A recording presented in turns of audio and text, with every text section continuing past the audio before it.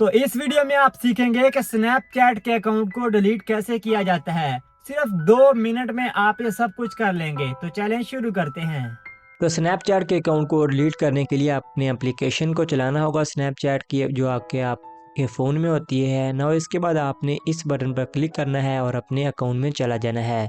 यहाँ पर आपको इस वाली सेटिंग के बटन पर क्लिक करना है और यहाँ पर आपको स्क्रॉल डाउन करके नीचे चला जाना है। यहाँ पर एक सेक्शन होता है सपोर्ट का, इसमें फर्स्ट वाला ऑप्शन होता है आई नीड हेल्प, आपने इसके ऊपर क्लिक करना है ना। यहाँ पर थोड़ी सी देर लगेगी और आपने नीचे स्क्रॉल डाउन करना है।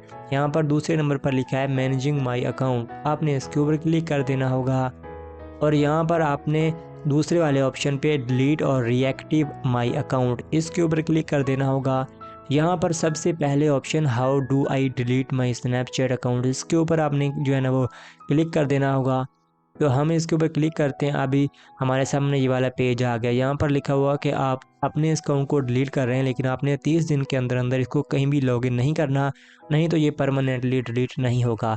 अब स्क्रॉल डाउन करें और यहाँ पर अकाउंट पोर्टल ये वाला बटन आपको दिख रहा होगा, आपने जो है ना वो इसके ऊपर क्लिक कर देना है ना। इसके बाद लास्ट स्टेप आ गया है, यहाँ पर हमारा अकाउंट होने लगा है डिलीट। तो यहाँ पर हमें पासवर्ड और यूज़र नेम देना होता है। तो हमारा यूज़र नेम आ गया है, नीचे हमने पासवर्ड पेस्ट करना है।